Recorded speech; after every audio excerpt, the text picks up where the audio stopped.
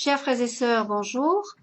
C'est avec grande joie que je vous présente le témoignage de Madame Gloria Polo. C'est une expérience de mort imminente très touchante.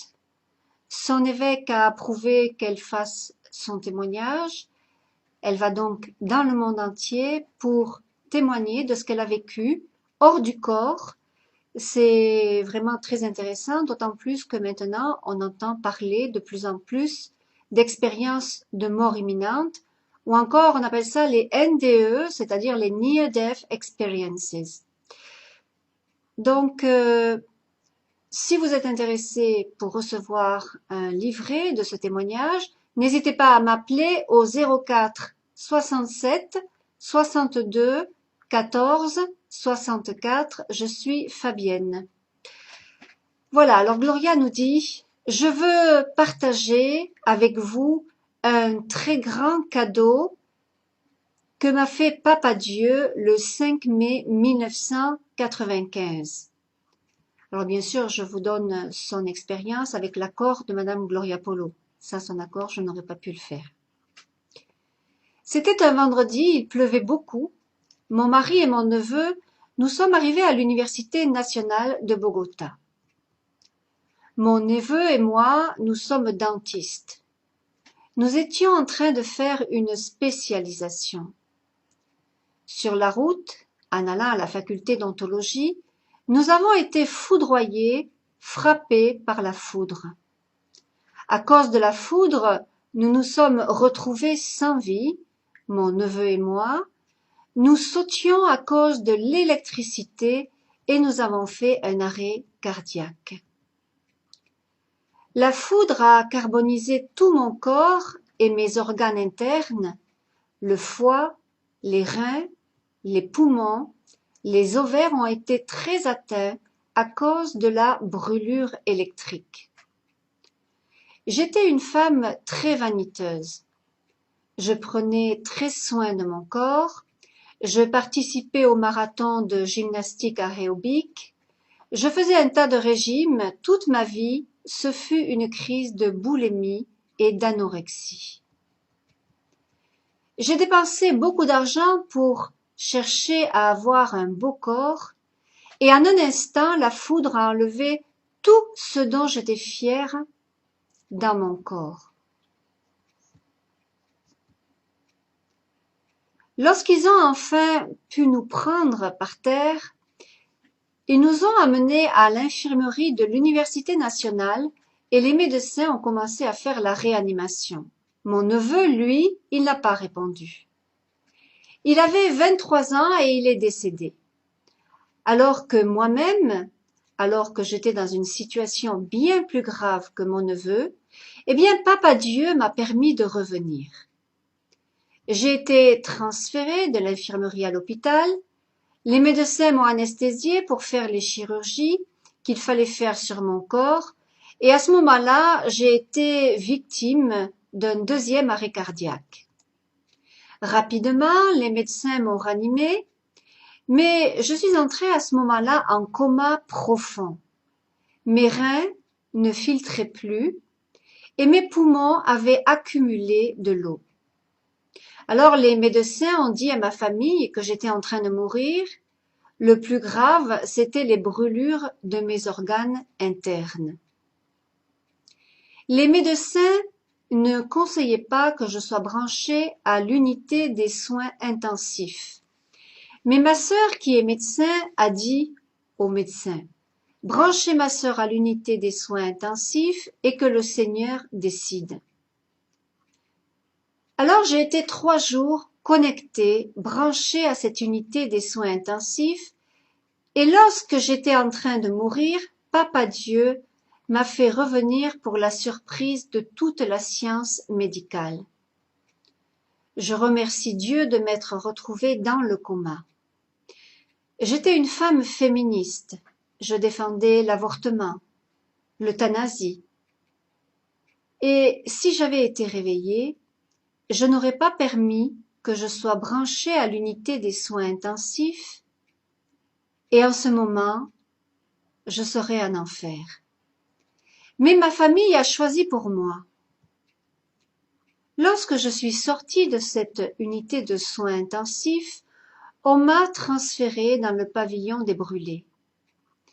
J'ai passé 1 mois et demi et je subissais un traitement très douloureux. Tous les jours, on me nettoyait et on me raclait les tissus carbonisés. C'était très douloureux. Les jambes étaient comme du charbon et elles me faisaient pas mal. Au bout d'1 mois et demi, on m'annonce qu'on va m'amputer les 2 jambes. J'ai supplié Jésus pour que mes jambes ne soient pas amputées. J'ai constaté à ce moment-là que l'argent ne servait pas à acheter des jambes. Jésus a redonné vie à mes jambes et elles ont perdu la couleur du charbon qu'elles avaient et la circulation s'est rétablie.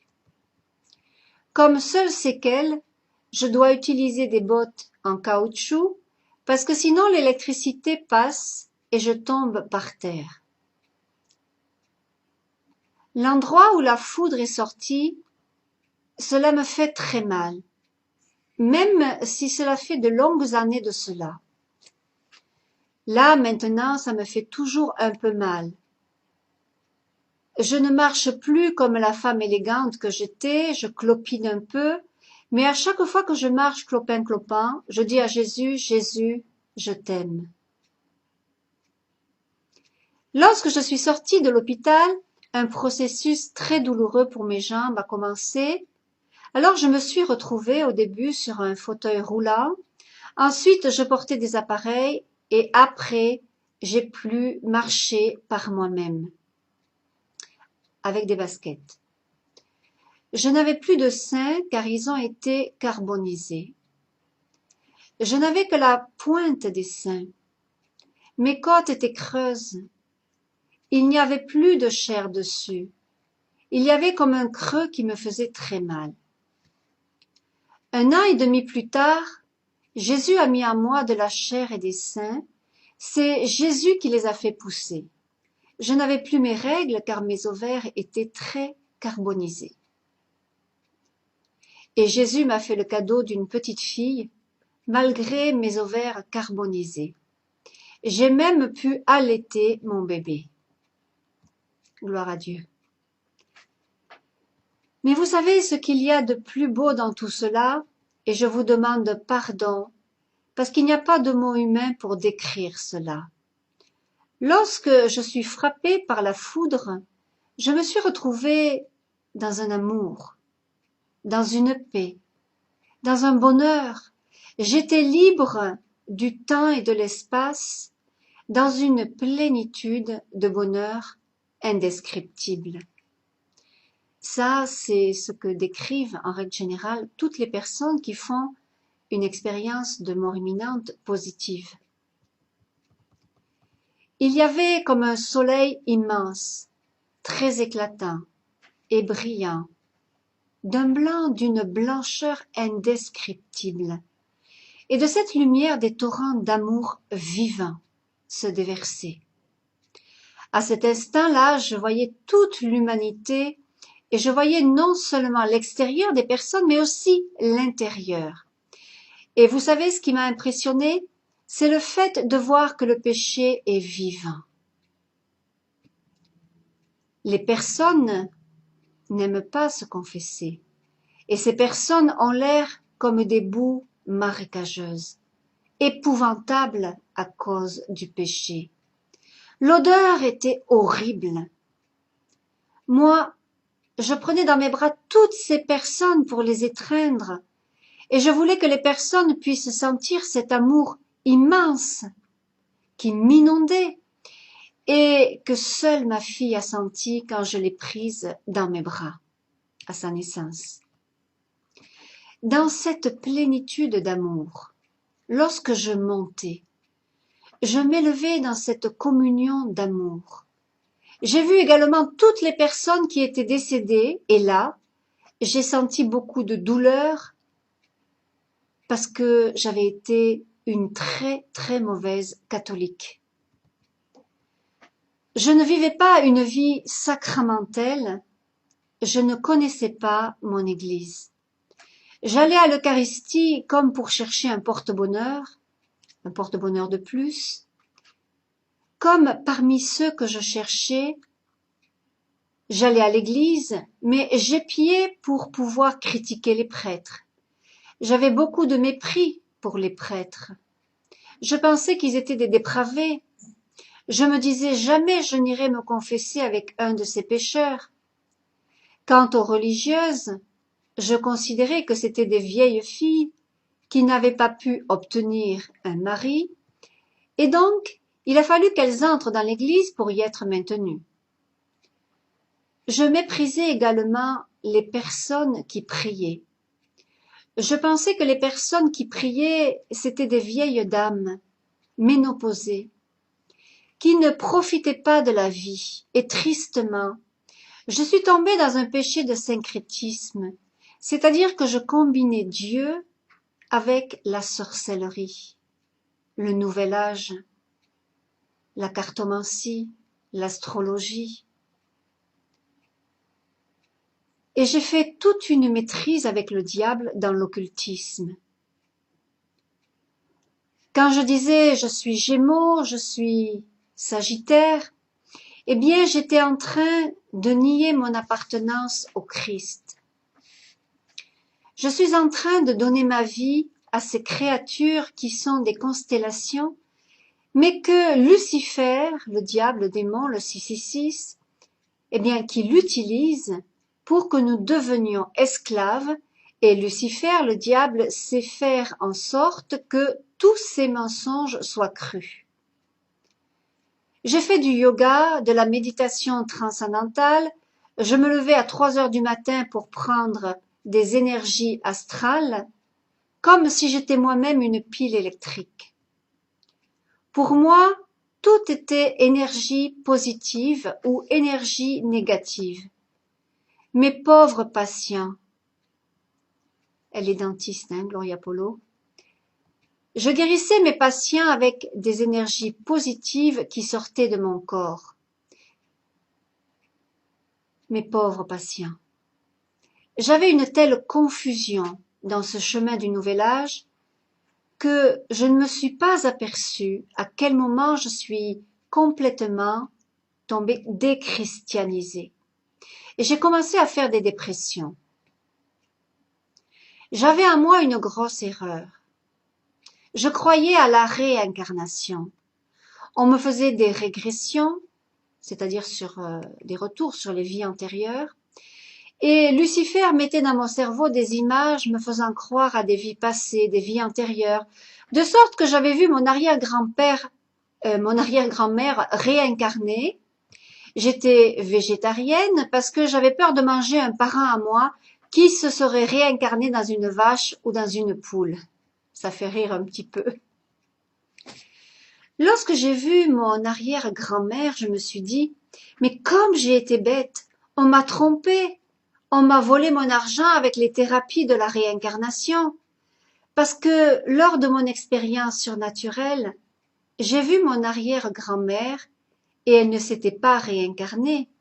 Et lors de mon expérience de mort imminente, j'ai constaté que de l'autre côté, il n'y a pas de temps.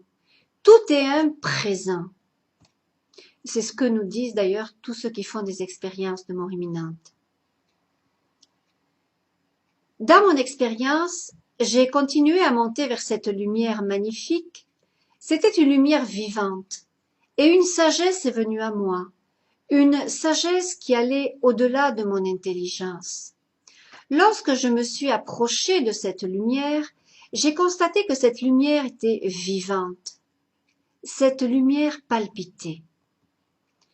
C'est le cœur de Jésus. Il m'avait pris dans ses mains. Et c'est pourquoi j'avais cette sensation que j'étais dans un tunnel qui bougeait. C'étaient ses bras pleins d'amour, et il m'a posé sur son cœur et il m'a serré sur son cœur. J'ai vu dans son cœur 2 arbres vivants qui délimitaient une entrée. Cette entrée, c'était une blessure. Et au fond, il y avait un jardin avec un lac.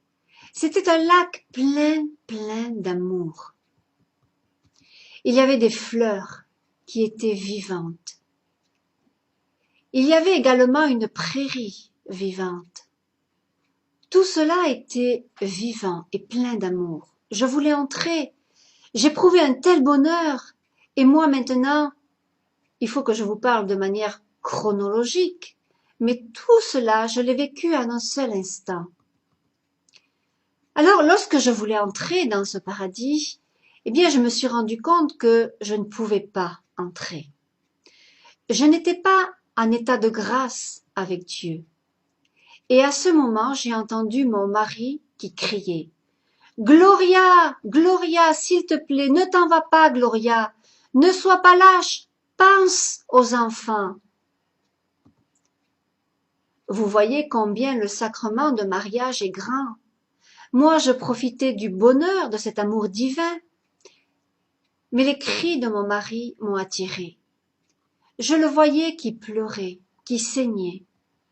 Lorsque j'étais encore vivante, mon mari m'avait dit qu'il allait faire une fête le jour où moi j'allais mourir, et voilà qu'il pleurait, en criant de ne pas partir, parce que notre couple avait été honteusement désastreux. C'est une femme féministe qui épouse un homme macho, une vraie guerre, et au final, nous avions détruit l'amour que nous avions l'un pour l'autre. Quand mon mari s'est mis à crier, moi, on m'a fait revenir. Quelle douleur! Je ne voulais pas revenir alors que j'étais dans cet amour. Je suis descendue et j'ai trouvé mon corps sans vie. Les médecins s'acharnaient afin de me faire revivre après mon arrêt cardiaque. Quand je suis entrée dans mon corps, il était encore en train de faire des soubresauts. La douleur était insupportable. Il y avait de la fumée qui sortait de mon corps, de ma bouche, une fumée bleue. Mais j'ai eu une seconde expérience de mort imminente.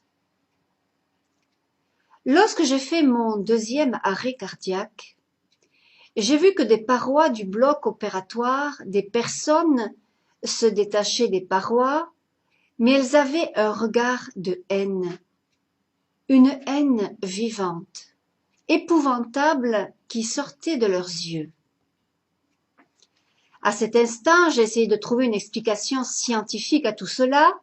Je me dis, j'hallucine parce que je n'ai pas d'oxygène, mais de nouveau cette sagesse vient à moi et avec épouvante, je constate que toutes ces personnes qui sortaient des parois, eh bien c'étaient les péchés que j'avais commis depuis que j'avais 13 ans jusqu'au dernier instant de ma vie, le moment où elle s'est présentée devant Dieu. À 13 ans, je suis morte bien sûr spirituellement. C'est la mort de l'âme. Je mourus parce que, depuis lors, je ne me suis jamais confessée auprès d'un prêtre. Bien sûr, parce que si on se confesse directement à Dieu, tout seul, eh bien, on ne sera jamais pardonné, parce que Dieu a placé des prêtres dans l'Église catholique pour qu'on ait l'humilité d'aller reconnaître nos fautes que le Seigneur connaît déjà, mais il exige ce petit acte d'humilité parce qu'il nous veut humbles, il nous veut petits pour être sauvés. Sans la confession, il n'y a pas de salut, il n'y a pas de rédemption. Alors elle nous dit, c'est le moment où je suis arrivée à Bogota. Bogota, c'est en Colombie, donc l'âge où elle avait 13 ans. Mes parents, alors qu'ils étaient très pauvres, ils m'ont amenée dans une école pour riches, et les fillettes riches de cette école considéraient que le bonheur c'était l'alcool, la cigarette, la prostitution. Quand je suis arrivée dans cette école, j'ai commencé à être une jeune fille heureuse, alcoolique. Je fumais. Les expériences sexuelles de mes copines ont commencé à m'intéresser.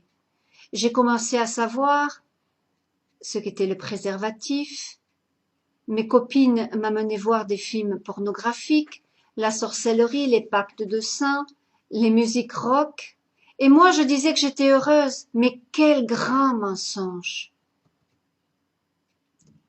Nous avons connu le grand mensonge du préservatif. Parce que mes copines, malgré le fait qu'elles utilisaient les préservatifs, sont tombées enceintes. Et leur maman, puisqu'elles avaient beaucoup d'argent, payait les avortements des fillettes. Alors, à mon époque, c'est vraiment, on peut dire que c'était quelque chose de monstrueux. Mais peu à peu, je me suis habituée à voir que ce qui était mauvais était bon, que c'était un droit des jeunes, et j'ai pris en grippe ma maman qui me parlait de Dieu, des valeurs, et je ne voulais rien savoir de l'Église. J'allais prendre l'Eucharistie obligée par ma mère. Mais c'était désespérant pour moi d'être dans la Sainte Eucharistie, et depuis lors, je ne me suis jamais plus confessée. Voilà le coup maître du diable, m'empêcher de me confesser auprès du prêtre. Mes amies, mes copines qui participaient même à des orgies, disaient qu'elles ne voulaient pas aller se confesser à un homme pire qu'elles. Et puisque moi j'ai perdu à ce moment-là ma personnalité, eh bien je répétais ce que disaient mes copines. J'étais, excusez-moi, j'étais une copie conforme de ce qu'elles faisaient. J'ai perdu mon identité chrétienne et jamais plus je me suis confessée. Alors, Lucifer, le diable, avait atteint son but avec moi. Il m'a séparée de la miséricorde de Dieu, voilà 13 ans. Elle avait donc 13 ans. Et c'est vrai que quand on se confesse pas, eh bien, l'âme meurt, elle meurt spirituellement. C'est comme une fleur, quand vous arrosez une fleur, eh bien, la fleur, elle est belle, elle pousse. Eh bien, l'âme, elle a besoin des sacrements que nous donne l'Église catholique pour pouvoir être belle et un jour rentrer dans ce merveilleux paradis. C'est pourquoi on se fait baptiser quand on est tout bébé.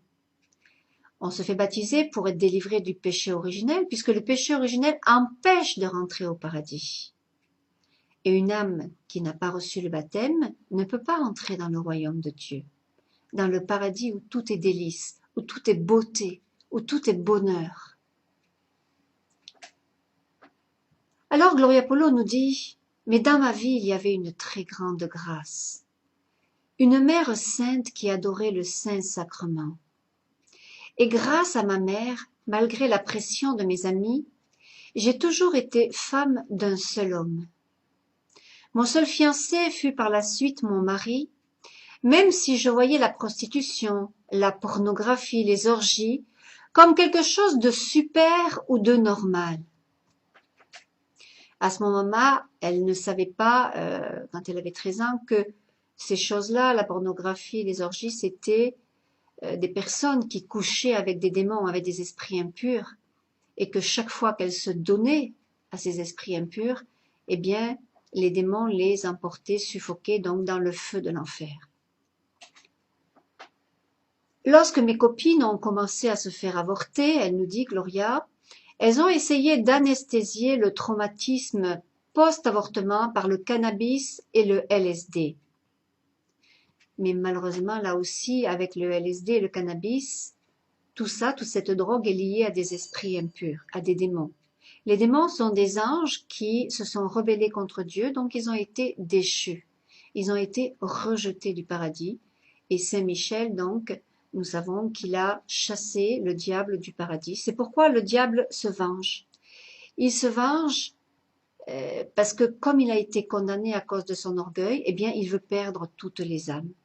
Alors, imaginez un petit peu le nombre d'âmes qui tombent en enfer. La Vierge nous l'a dit dans les apparitions de Fatima. Quand les enfants, les voyants de Fatima ont vu l'enfer, ils ont hurlé, ils ont crié.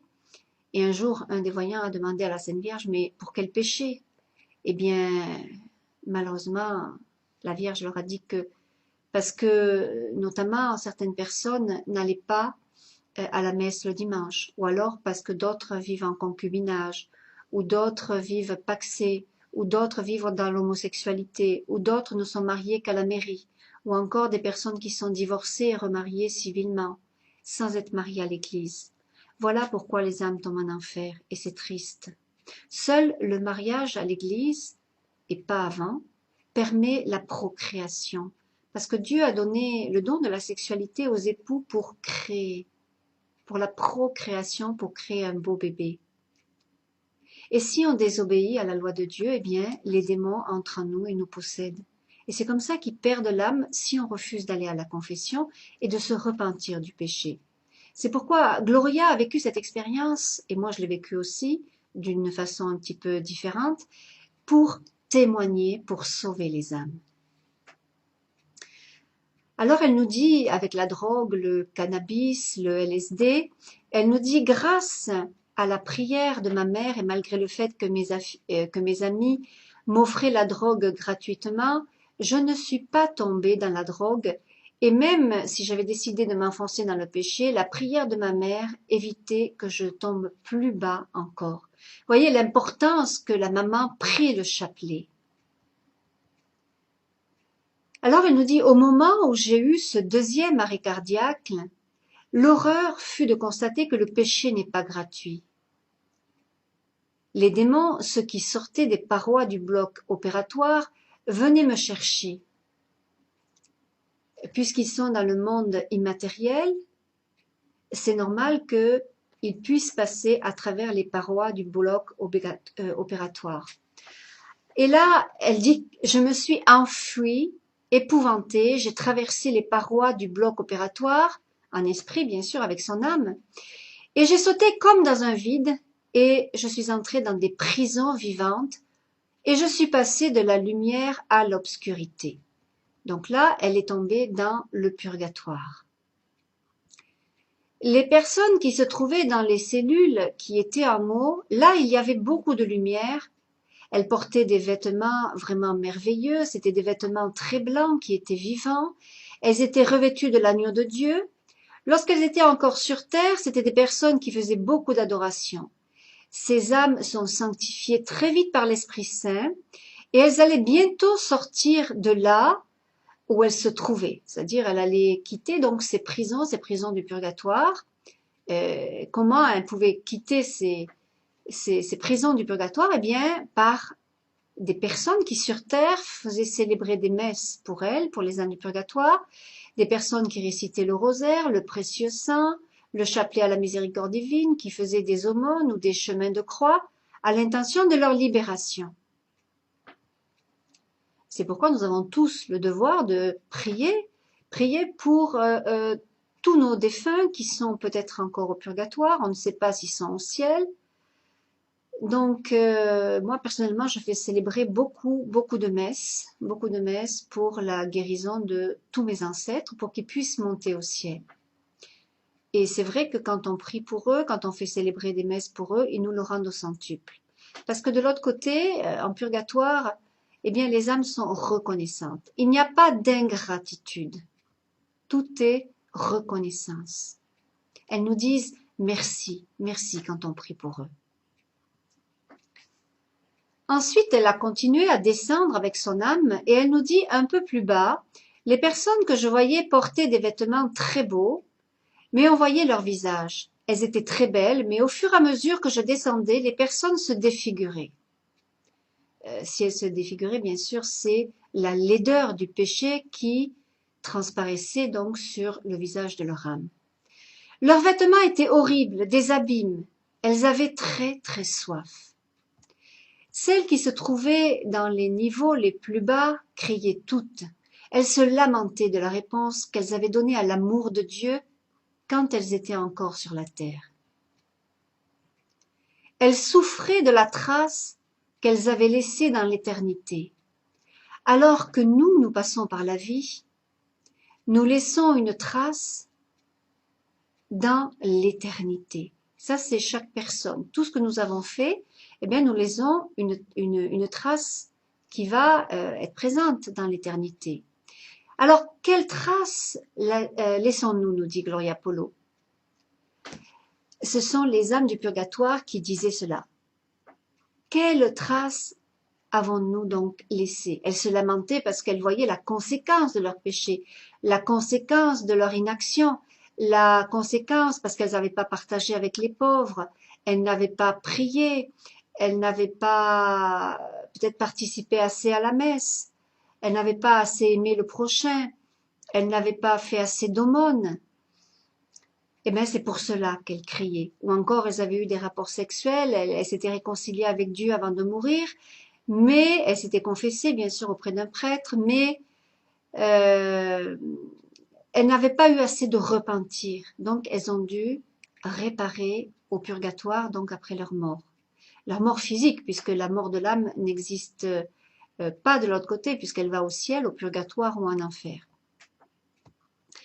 Alors, elle nous dit, toutes ces personnes dans ces niveaux en bas se lamentaient à cause de l'amour qu'elles n'avaient pas donné, à cause du bien qu'elles n'ont pas fait sur terre, à cause de l'évangélisation qu'elles n'ont pas fait quand elles étaient sur terre. Elles ont vu combien d'âmes se sont perdues, ou encore combien d'âmes n'ont pas connu Dieu, à cause de leur indifférence et de leur péché d'omission. Et c'est vrai qu'à l'heure de notre mort, quand notre âme va sortir de notre corps et se présenter devant Dieu pour ce qu'on appelle le jugement particulier de notre âme, c'est le catéchisme de l'Église catholique qui nous l'enseigne, eh bien, quand l'âme va se présenter devant Dieu, on va revoir tout le film de notre vie et on va voir, parce que c'est Dieu qui va nous les montrer, tous nos péchés non confessés, non repentis, et on va beaucoup souffrir à cause de ça.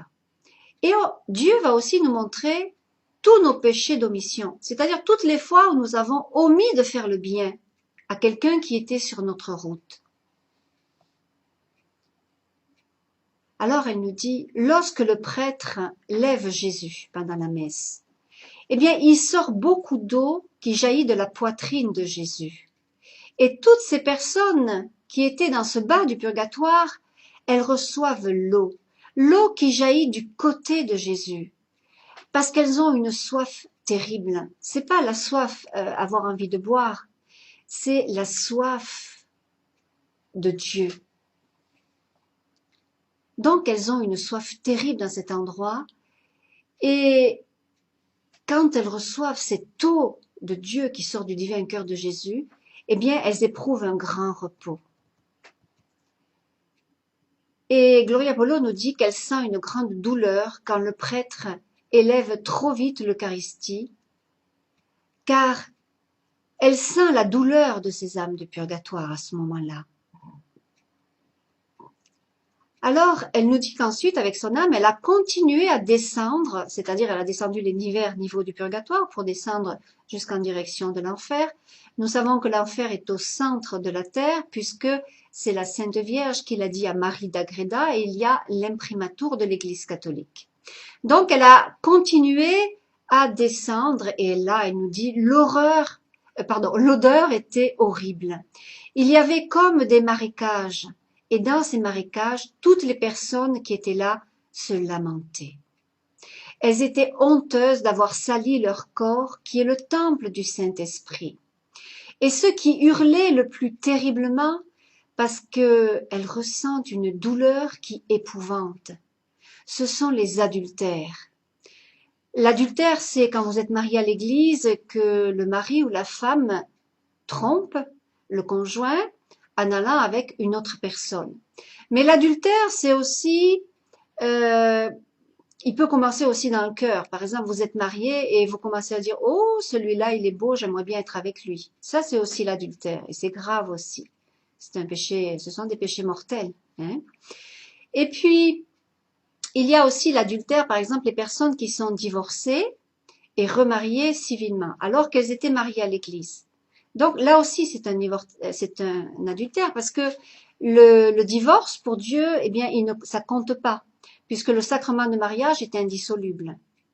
Donc, si on se remarie civilement à la mairie, eh bien, on est en situation d'adultère, de péché mortel. Et c'est vrai que le catéchisme de l'Église catholique nous dit clairement que si on meurt à ce moment-là, on tombe directement en enfer.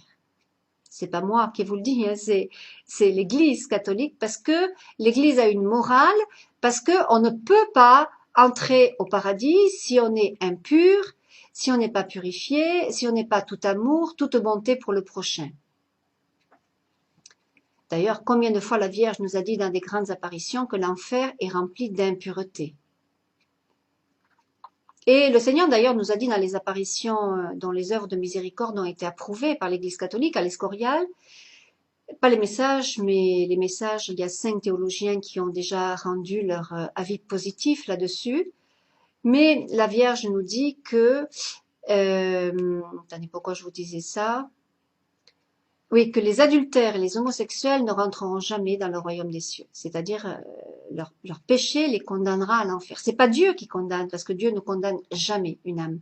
C'est l'âme qui choisit le mal, qui choisit la mort éternelle, qui choisit le péché, et qui choisit finalement d'être rebelle à Dieu.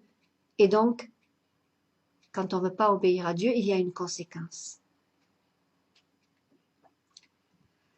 Alors, Gloria nous dit, moi j'étais une femme qui défendait l'adultère. Je disais aux femmes, arrêtez de prier pour vos maris car ils vous sont infidèles. Laissons cela pour nos grands-mères qui n'avaient pas fait d'études. Nous avons fait nos études. Nous avons de l'argent et nous savons nous défendre nous-mêmes. Alors vengeons-nous et si un mari trompe sa femme, il faut que nous les femmes, nous nous vengions en étant doublement infidèles pour que le mari voie combien cela a été désagréable. Et à cet endroit, dans cet endroit marécageux, donc quand elle descendait vers l'enfer, elle a senti l'horreur de constater qu'elle avait détruit beaucoup de couples mariés. Et elle nous dit le mariage, quand il y a un sacrement de mariage, parce que si vous êtes marié qu'à la mairie, ou si vous êtes pacsé, ou si vous vivez en concubinage, eh bien ça s'appelle la fornication, péché mortel qui fait descendre l'âme en enfer, pour y être torturé éternellement par les démons, pour toute l'éternité, à chaque seconde. Même Sainte Faustine, qui de Jésus miséricordieux, a été amenée par son ange en enfer, et elle a vu d'ailleurs les tortures de l'enfer, et c'est horrible. Et même Don Bosco qui a été envoyé en enfer par, c'est son ange gardien qui une nuit l'a pris et lui a montré des jeunes qui étaient en enfer à cause du péché d'impureté. Ça peut être la masturbation, la fellation, le cunnilingus, ça peut être aussi les péchés de concubinage ou simplement parce qu'ils ont eu des relations sexuelles avec des femmes. Alors certains de ces jeunes s'étaient déjà confessés, mais par honte, ils avaient omis de dire certains péchés. Et ça les a condamnés à l'enfer, et là, ils souffrent éternellement dans ces gouffres de torture, parce que ils n'ont pas voulu de la pureté pour aller au ciel. Donc, elle nous dit que le mariage est saint. Bien sûr, s'il y a un sacrement de mariage. 2 personnes entrent dans l'église pour se marier, et il en ressort 3. L'époux, l'épouse et le Christ. La 3e personne, elle nous dit, c'est Jésus. L'amour parfait qui unit l'amour imparfait des 3 personnes. C'est une unité, une seule chair. Et cet amour est consumé dans le lit sacramentel où l'Esprit Saint a allumé un feu très grand, un feu immense. La table où l'on partage les aliments, il y a aussi une grande lueur de l'Esprit Saint, c'est la présence de Dieu. Le foyer est quelque chose d'extrêmement saint, donc détruire un foyer, c'est très grave. Le premier péché que l'on commet, c'est le premier péché que l'on commet contre la Sainte Trinité, et après contre le conjoint, puisque le couple ne fait qu'une seule chair, et après, on pêche aussi contre les enfants. Le ciel demande justice si un enfant se lève, et si un enfant n'a pas eu un papa ou sa maman, parce que le papa ou la maman sont allés chercher le bonheur ailleurs avec une autre personne. Ceci fait que l'enfant souffre terriblement de ne pas avoir son père ou sa mère, et cela produit aussi la solitude du conjoint. Et l'adultère enfreint le 6e commandement de la loi de Dieu. C'est pourquoi Il y a tant d'homosexualité, de lesbianisme, de satanisme, de suicide. Les foyers détruits, c'est quelque chose d'extrêmement grave. C'est comme une lèpre qui touche toute la famille humaine. Alors Gloria nous dit que quand elle a constaté la gravité de cela, eh bien elle a senti une honte, une épouvante énorme, car elle avait détruit beaucoup de sanctuaires domestiques, donc des mariages, quand elle était vivante. Ensuite, elle nous dit, j'ai continué à descendre, donc vers l'enfer. Les ténèbres étaient épouvantables et les personnes étaient tellement défigurées qu'elles avaient perdu l'apparence humaine. Et pour la première fois, elle nous dit qu'elle a regardé son intérieur. Et là, elle s'est mise à crier. Que c'est horrible! Une âme en état de péché mortel. C'est la chose la plus affreuse qu'on puisse imaginer. Mais les mots ne servent pas à décrire cela. Mon âme était remplie de toutes ces créatures horribles. C'était épouvantable. Et moi qui prenais tellement soin de mon corps. Et mon âme dans la pire des putréfactions, on dirait un démon vivant. Ensuite, elle nous dit qu'elle a continué à descendre les niveaux du purgatoire et elle est arrivée à un endroit plat et une espèce de bouche ouverte s'est ouverte grandement, une bouche vivante, et cette bouche l'a aspirée. Et elle nous dit qu'elle avait la tête plongée en avant. C'était horrible. Alors elle voyait cette bouche ouverte par laquelle elle a commencé à entrer, et au fond de cette bouche, elle voyait qu'il y avait une autre bouche, mais qui était fermée, et celle-ci, c'était l'entrée de l'enfer. Elle nous dit, je savais que si j'entrais dans ce trou, je n'allais pas rester dans cet espace entre les deux bouches. Je savais que cette deuxième bouche qui était fermée allait s'ouvrir et que si moi j'entrais dans cette bouche, je n'allais plus jamais en ressortir. C'était la fin absolue. C'était quelque chose d'épouvantable, de terrifiant. J'étais donc en train de tomber la tête la première dans cet espace, dans ce trou. Saint-Michel m'a pris par les pieds, mais mon corps est entré dans ce trou. Cette bouche vivante bougeait, me tirait, voulait m'arracher. C'était tellement terrifiant. Et immédiatement, il y a eu un tas de créatures affreuses qui ont sauté sur moi. Elles me brûlaient. La haine vivante de ces créatures me brûlait plus que mes blessures que j'avais dans la chair. C'était terrifiant. Alors, Gloria Polo nous dit, j'ai commencé à crier, car j'étais désespérée. Et elle a dit, je n'ai jamais volé, je n'ai jamais tué, sortez-moi d'ici. Je donnais beaucoup d'argent aux pauvres, j'ai offert des traitements dentaires gratuitement à beaucoup de nécessiteux, j'ai arraché beaucoup de dents gratuitement aux pauvres. Et dans cette angoisse, j'ai crié, âme du purgatoire, s'il vous plaît, sortez-moi d'ici. Et à ce moment-là, elles ont commencé à pleurer, à gémir et à crier, leurs dents grinçaient. Des milliers, des milliers, des milliers de personnes qui étaient dans ce trou dans l'enfer. Il y avait tant de jeunes. Épouvantés, j'ai constaté que dans ce chaos, il y avait toutes les personnes qui s'étaient suicidées. Bien sûr, pas les malades mentaux qui s'étaient suicidés. C'était des personnes qui s'étaient suicidées parce qu'elles l'avaient prémédité froidement. Et à ce moment-là, j'ai commencé à crier, « Sortez-moi d'ici, je suis catholique. » Elle nous dit à cet instant, j'ai vu comme un escalier qui recevait de la lumière. Cet escalier représente bien sûr les divers niveaux du purgatoire, que j'ai vu d'ailleurs moi aussi. Sur la première marche, il y avait mon père. J'ai vu mon père, il était déjà décédé, et là où il se trouvait, la lumière était très très faible. 4 marches au-dessus, j'ai vu ma mère qui était déjà décédée avec plein de lumière. Elle était d'une grande beauté, ses vêtements étaient si beaux, si blancs. Elle avait comme un feu énorme, blanc au milieu de la poitrine. Quand j'ai vu mes parents, j'ai commencé à crier. « Papa, maman, s'il vous plaît, sortez-moi d'ici !»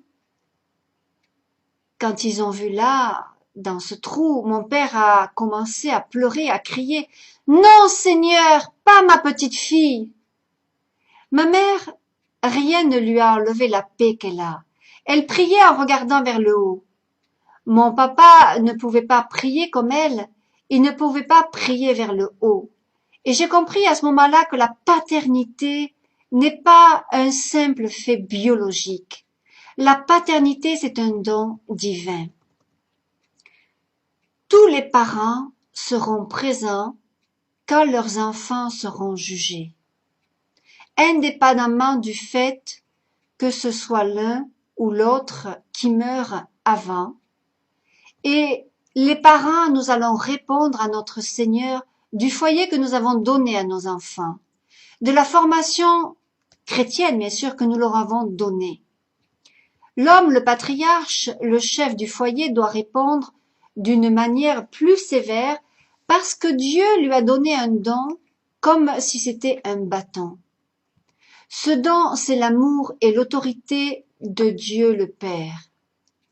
Et les pères qui n'ont pas aidé ni contribué à la formation catholique ou chrétienne de leurs enfants, qui pensaient que c'était quelque chose qui correspondait qu'à la maman, eh bien, elle nous dit son père pensait que puisqu'il était un homme, il pouvait avoir beaucoup de femmes pour s'amuser. Cependant, elle dit, mon père n'avait qu'un seul foyer et il aimait sa femme que le prêtre avait bénie. Je n'ai jamais compris mon père et jamais je n'ai pu comprendre la souffrance de ma mère dans ce sens. Très souvent, j'ai voulu que ma mère soit infidèle à mon père. Quand j'étais adolescente, je voulais que ma mère abandonne mon père. Mon père donc pleurait dans le bas du purgatoire, à côté de l'enfer, parce qu'il voyait à ce moment-là que la racine du féminisme de Gloria Polo était le résultat de tous les traumatismes et les mauvais traitements d'enfants qu'elle avait reçus. Et Gloria Polo, eh bien, elle nous dit qu'elle pleurait quand elle voyait son père pleurer. Quand j'ai vu mes parents qui étaient en train de rendre compte à Dieu, j'ai interrompu en criant « S'il vous plaît, sortez-moi d'ici, je suis catholique. Je n'ai pas à être ici. » Elle nous dit, à ce moment-là, elle a entendu une voix d'une douceur qui a rempli tout cet espace de paix.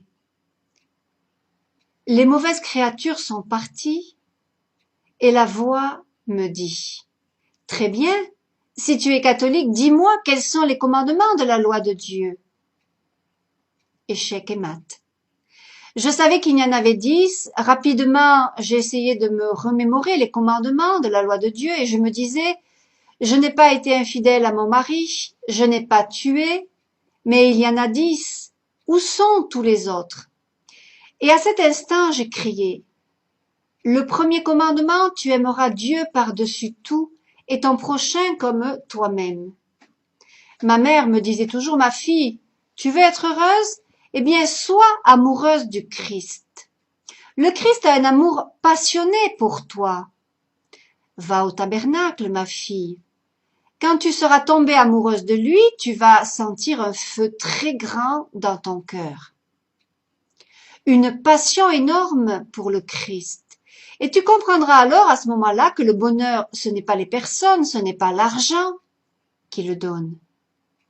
Le bonheur, tu le trouveras là, devant le tabernacle, et là, tu vas pouvoir aimer toute l'humanité. Tu pourras servir tout le monde avec beaucoup d'amour, sans attendre rien en échange. Et voilà que ce que je disais à ce moment-là en évoquant le premier commandement. Mais voilà que cette voix me dit, c'était la voix du Christ qui lui parlait. Très bien, est-ce que tu as aimé? Alors Gloria a répondu, oui, oui, oui, moi j'ai aimé. Et Jésus lui dit, non, tu n'as pas aimé. Tous les masques sont tombés. Elle nous dit, mon cœur s'est retrouvé nu. Tous les mensonges, toute l'hypocrisie sont tombés. Et le Christ lui dit, non, tu n'as pas aimé ton Seigneur par-dessus tout, et encore moins ton prochain comme toi-même, parce que toi tu avais un Dieu. C'est une idolâtrie qui t'a soumise. Ton Dieu, l'argent. Alors Gloria Paolo a dit à Jésus, mais quel argent puisque je suis en faillite, parce que la guérilla m'avait ruiné. En Colombie, il y a la guérilla. À ce moment-là, Gloria nous dit, on m'a ouvert mon livre de la vie. C'est vrai que tout est noté, toutes nos paroles, toutes nos actions, toutes nos pensées. Et en un instant, j'ai vu toute ma vie, pas seulement les choses physiques. J'ai vu également le spirituel. La beauté dans ce livre de la vie, c'est l'amour de Dieu, la passion que Dieu éprouve pour nous. Malgré mes péchés, il continue à m'aimer et à me chercher. Et voilà cette honte que nous éprouverons toutes et tous lorsqu'on ouvrira le livre de la vie, la passion que Dieu a pour nous. Le livre de la vie commença au moment où l'ovule et le spermatozoïde de mes parents se sont unis. Eh bien, ça a produit une explosion immense dans le ventre de ma maman. Mon âme est mon âme qui était une âme adulte. Je jouissais de l'amour de Dieu, le bonheur de voir l'amour de Dieu. Il y avait un plan pour ma vie, c'était le plan d'amour pour ma vie. Et j'avais déjà des talents, les talents étaient déjà en moi. Dans toutes les âmes, vous voyez comme ce verre, elles sont remplies de l'amour de Dieu. Et moi, mon bonheur, c'était de sentir Dieu. À partir du moment même de la fécondation, et ce bonheur-là, je l'ai ressenti jusqu'à ce que j'ai l'âge de raison, et les petits-enfants, ce sont des grands théologiens, parce qu'ils savent vivre dans ce bonheur de l'amour de Dieu, et ces éclats de rire des bébés, quand ils sont dans le berceau, c'est parce qu'ils vivent cet amour de Dieu. Et quand je suis née, mes parents m'ont fait baptiser. L'Esprit Saint a pris mon esprit et l'a mis dans le cœur du Christ. Quand le prêtre fait la croix, Papa Dieu met son nuage, parce que la présence de Papa Dieu, je l'ai toujours vu comme un nuage. Papa Dieu nous fait une croix de feu sur le front, enfant de Dieu, payé au prix du sang, le sang de son Fils. Lorsque je suis entrée par mon baptême dans le cœur de Jésus, Jésus a revêtu mon âme de lui-même, d'une blancheur éclatante. Et j'ai commencé à avoir la conscience que je commettais des péchés. C'est comme si dans cette eau, on laissait tomber une boule de boue. Et les vêtements que je portais ont commencé à se salir. Mais cette boule de boue, c'est un péché. Et donc, ce péché, c'est vivant. Un petit mensonge déchire le vêtement que je portais pour qu'un autre mensonge plus grand puisse entrer, et là où le péché entre, l'eau de Dieu sort. C'est-à-dire que peu à peu je perdais l'amour pour le prochain, l'amour pour Dieu. Et au fur et à mesure que je remplissais de péché, le péché m'a enfermée comme dans une prison. Et il ne me restait que de l'eau boueuse. Il ne me restait plus que l'amour-propre, l'égoïsme, l'indifférence envers le monde, l'incapacité d'aimer Dieu. Je cherchais Dieu pour qu'il me donne de l'argent et me fasse prospérer. Mais j'ai perdu cette relation d'amour avec Dieu ainsi que la relation d'amour avec le prochain. Quand une personne passe des années sans se confesser auprès du prêtre, eh bien cette boule devient de la pierre et on devient insensible à la douleur humaine. Et quand Jésus a vu ce cœur que j'avais à la fin, il me dit « Ton cœur de pierre », Jésus m'a demandé à ce moment « Quel trésor spirituel m'apportes-tu » Avant de me poser les questions pour connaître mes péchés personnels, il m'a demandé pour l'humanité. Je disais que si Dieu existait, pourquoi il existait cette injustice sociale? Et c'était là la question qui m'a été posée. Quel trésor spirituel tu apportes avec toi? Mes mains étaient vides. Et on me dit, à quoi ça te sert d'avoir des appartements? À quoi te sert le culte de ton corps?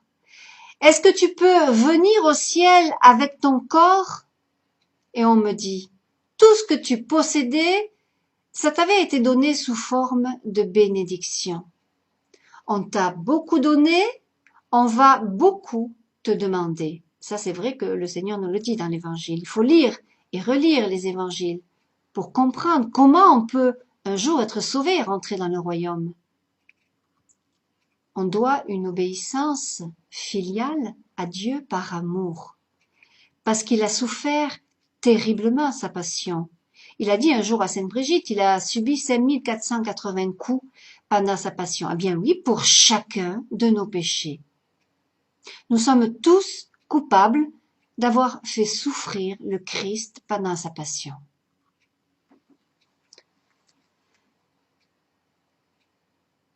Gloria nous dit, lorsque je dépensais mon argent en bijoux, en vêtements, en toutes sortes de vanités, alors que elle dépensait tout cet argent, eh bien, on lui a fait voir la souffrance de toute l'humanité. Elle a vu l'histoire de l'humanité et sa souffrance. Alors, on lui a demandé à ce moment-là, mais qu'as-tu fait des talents que tu avais reçus? Et ça aussi, frères et sœurs, c'est dans l'Évangile. Et c'est à ce moment-là qu'on lui dit, ton cœur de pierre, insensible. Le cœur indifférent n'entre pas dans le ciel. Un cœur tiède n'entre pas dans le ciel. C'est très, très grave. Et alors, quand avec son âme, elle a vu son cœur de pierre, elle voit qu'à cause du péché d'orgueil, elle n'est pas allée, à cause de son arrogance, à la confession sacramentelle. C'est un sacrement, la confession. On l'appelle aussi le sacrement de la pénitence, sacrement de la réconciliation, c'est-à-dire que quand on va se confesser auprès du prêtre, c'est Jésus qui est présent dans le prêtre pour nous pardonner. On va tout lui donner. Et au moment où on se confesse, le précieux sang de Jésus se répand sur notre âme, elle l'anoblit, et tous les démons qui sont rentrés en nous à cause de nos lâchetés, de nos péchés, de nos impuretés, eh bien, si on fait une confession sincère et qu'on a quitté le péché, qu'on est vraiment repenti, eh bien, tous ces démons, à cause du précieux sang de Jésus qui se déverse sur notre âme, tous ces démons retournent dans l'abîme. C'est Dieu qui l'a dit à une religieuse qui a écrit un appel à l'amour, et il y a l'imprimatur de l'Église catholique. Donc, elle nous dit, lorsque j'étais petite et que j'ai fait ma première confession, mon âme était propre comme la neige. Depuis cette première confession jusqu'à l'âge de 13 ans, je me confessais et à chaque fois mon âme était propre. Dans le cœur du prêtre, il y a Jésus qui saigne. Le prêtre n'est pas un homme quelconque, c'est un oint. Papa Dieu s'est fait ce cadeau à lui-même. Sur toute la terre, il n'y a aucune créature, ni aucun ange dans le ciel qui puisse donner gloire à Dieu autant qu'un prêtre. À travers leurs mains consacrées, un morceau de pain deviennent le corps et le sang du Christ, et au moment où le prêtre impose les mains sur les offrandes, eh bien il y a une explosion de l'Esprit Saint si grande, tellement énorme, que cette explosion touche tous les coins de la création. et le ciel et la terre se rapprochent à chaque Eucharistie. Et un jour, le ciel et la terre s'uniront, et tout le mal et tous les péchés, toutes les maladies disparaîtront.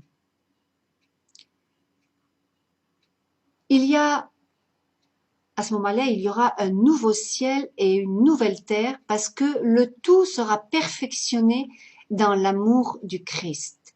C'est vrai que le Seigneur nous dit partout, à travers divers prophètes des derniers temps, qu'il va y avoir un grand avertissement, puis les 3 ans et demi de l'Antéchrist.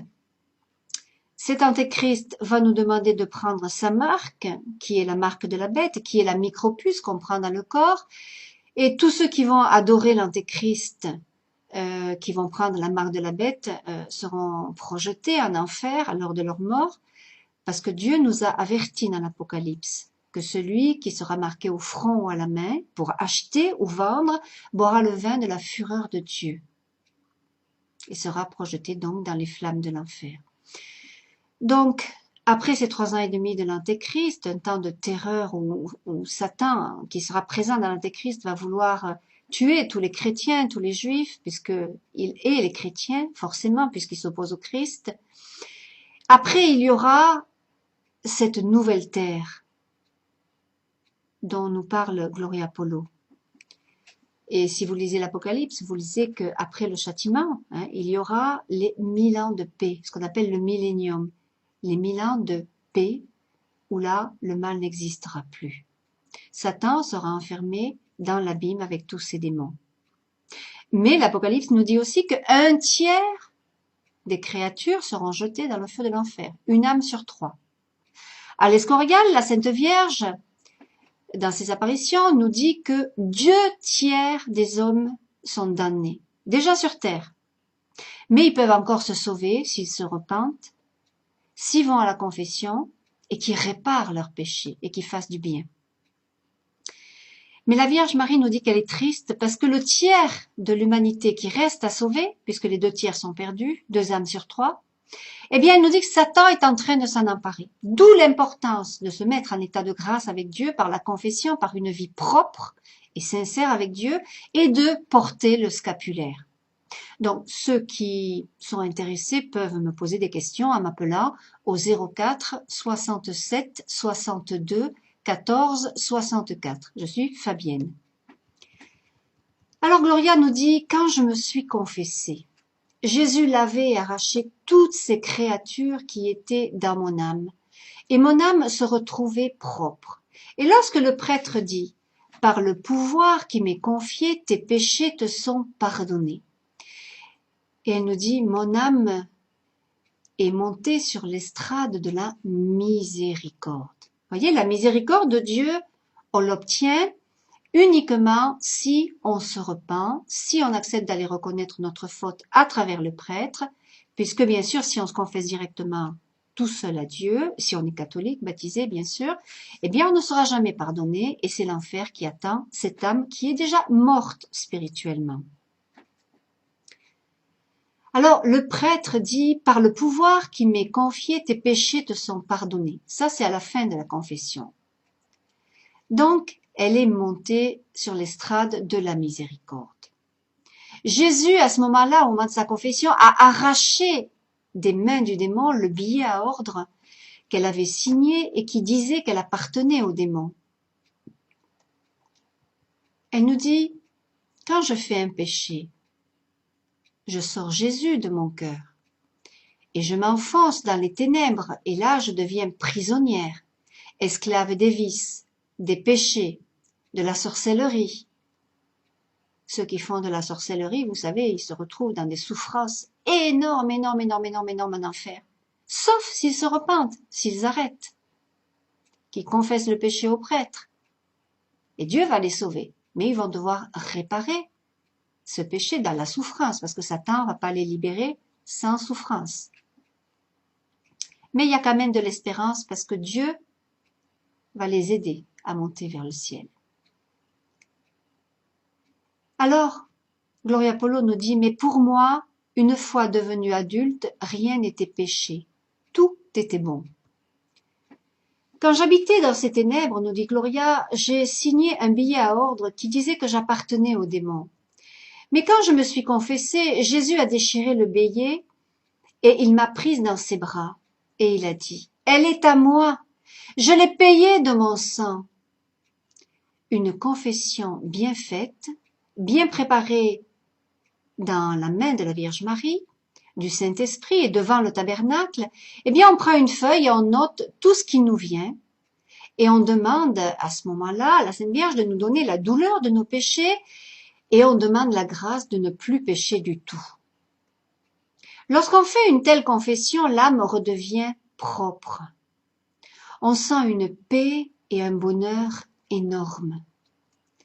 Même des maladies physiques guérissent, parce que ces créatures sont acides quand elles sont en nous. Elles nous brûlent. Quand on vit dans le péché, on ressent beaucoup d'angoisse. On est comme un poisson hors de l'eau. Beaucoup de cancers, beaucoup de dépression, beaucoup de gastrite s'améliorent après une bonne confession. Mais le démon fait ce qu'il peut pour nous empêcher de faire une bonne confession. Quand je me confessais, le démon venait et il faisait venir d'autres démons parce qu'il y a un démon qui veille à ce que la personne n'aille pas se confesser et quand ce démon voit qu'on va se confesser, il fait venir d'autres démons. Une vraie guerre qui se passe mais qu'on ne voit pas dans l'invisible. Mais la Sainte Vierge Marie m'aidait. Elle venait me soutenir quand j'allais me confesser. Et le diable me disait, mais tu ne veux pas dire cela au prêtre, tu n'as pas honte. Il voulait me faire faire des communions sacrilèges et des confessions sacrilèges. Et c'est vrai que si on prend l'Eucharistie en état de péché mortel, avec tous les péchés qu'on ne les a pas confessés, comme l'avortement, le meurtre, tous les péchés sexuels, les moyens de contraception, puisque c'est interdit par Dieu, puisque la procréation, l'acte sexuel n'est permis que pour la procréation dans le couple. Si on s'unit par exemple que pour le plaisir, et c'est pas la volonté de Dieu. Donc les moyens de contraception ne sont pas voulus, ce sont des péchés mortels qu'il faut confesser pour ne pas périr, bien sûr. Tout ce qui est préservatif, voilà, toutes ces choses-là. Alors, elle nous dit, lorsque j'ai pris le corps du Christ, Jésus remplissait mon âme de son eau vive. Et quand le prêtre dit, ceci est mon corps, Jésus arrache un morceau de son cœur et le met dans la patène et il remplit le calice de son sang. Tous les anges sont là, présents. Et les anges, eh bien, ils rendent gloire à Dieu. Et Papa Dieu, qui a son nuage au moment de l'Eucharistie, nous appelle tous et nous dit « Venez mes tout petits, venez, le dîner est servi. J'ai fait descendre ce pain du ciel pour que vous ayez la vie éternelle. » Alors bien sûr, on l'a vu, il faut aller se confesser parce que qu'est-ce qui se passe? Si on va prendre le pain, c'est-à-dire l'Eucharistie, avec tous ces péchés en nous, eh bien notre âme, au lieu de recevoir des grâces au moment de l'Eucharistie, elle s'enfonce dans l'abîme, elle s'enfonce dans l'enfer et elle se condamne. D'où l'importance d'aller à la confession. Combien il y a d'âmes en enfer à cause de ces communions sacrilèges. Moi, le Seigneur m'a même reproché de vouloir prendre la communion sur la main. C'est pour ça que je communie toujours dans la bouche, toujours. D'abord parce que je ne suis pas digne de toucher le Christ. Et puis, si j'ai Jésus dans ma main, une fois que je viens de sortir l'argent pour la quête et que je touche Jésus dans ma main, je salis la pureté du corps du Christ. C'est pour ça que je prends toujours l'Eucharistie dans la bouche. Et puis, il y a une autre chose aussi, c'est que quand vous prenez l'Eucharistie dans la main, eh bien, une fois que vous vous êtes communié, d'abord c'est vous-même qui vous communiez, ce n'est plus le Christ qui vous communie, puisque quand vous recevez l'Eucharistie dans la bouche, c'est le Christ qui vous communie directement, à travers la main du prêtre. Mais si vous vous communiez vous-même, eh bien, vous vous communiez vous-même. Le Christ ne vous a pas donné la communion, c'est vous qui vous êtes communié. Et donc, il peut rester des fragments d'Eucharistie dans votre main, et ces fragments peuvent tomber à terre, et ainsi, quand on marche dessus, on piétine le corps du Christ, et c'est très triste. D'où l'importance de communier avec une patène. C'est ce que demande d'ailleurs Rome. Il y a un document officiel pour l'Eucharistie, qui est le document qui s'appelle Redemptionis Sacramentum, sur ce qui doit être observé concernant l'Eucharistie. Et vous verrez, il y a des règles précises qu'il faut observer, que beaucoup de prêtres d'ailleurs n'observent pas, malheureusement. Ils vont devoir en répondre à Dieu. Alors, elle nous dit, quand nous venons de prendre l'Eucharistie, Papa Dieu descend en nous et nous rencontrons tous Papa Dieu, qui est dans les bras ouverts du Christ sur la croix. La table sacramentelle, c'est la partie horizontale où le Christ se trouve gisant par amour pour nous. Qu'elle est grande, l'Eucharistie, et que j'ai été ingrate envers l'Eucharistie. Et moi aussi, frères et sœurs, je m'en suis souvent confessée de cela d'ailleurs. Si nous demandions à la Sainte Vierge de nous apprendre, eh bien nous serions très heureux et nous ne chercherons plus à aller à l'Eucharistie que les dimanches, parce que c'est obligatoire pour nous sauver, mais au contraire, nous voudrons y aller tous les jours par amour. Moi, c'est ce que je fais, je vais à la messe tous les jours par amour pour le Christ, parce que chaque fois, Jésus est là. Il est vraiment là dans l'hostie. C'est ce qu'on appelle la présence réelle du Christ. Maintenant, on entend certains dire que le Christ n'est pas présent dans l'Eucharistie. Ce sont des apostats, des hérétiques. Jésus entre dans notre cœur est avec Jésus et nous sommes dans le cœur de Jésus. C'est une communion. L'Esprit Saint entre et Papa Dieu voit son enfant là, qui nous justifie par son amour et sa pureté. Et Papa Dieu entre en nous. Le catholique est un temple vivant de la Sainte Trinité. Et Dieu, la Sainte Trinité, est pure. Imaginez si vous arrivez à prendre l'Eucharistie avec des péchés comme l'homosexualité, l'adultère, le concubinage, si vous êtes pacsé, si vous êtes marié qu'à la mairie. Eh bien, Dieu va vous faire vomir un jour cette hostie. Parce que vous communiez en état de péché mortel et vous commettez un deuxième péché mortel. Communier en état de péché mortel, c'est faire un deuxième péché mortel. Et voilà que votre état va s'empirer.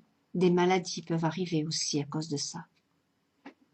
D'où l'importance du repentir et de communier vraiment en état de grâce, le plus possible.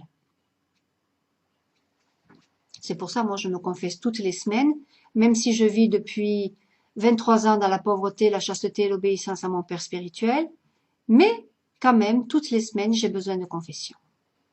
Parce que plus on s'approche du Christ, plus on se rend compte à quel point il est pur, il est saint, et à quel point nous sommes impurs par nos pensées, par beaucoup de choses, et à quel point nous ne sommes pas saints.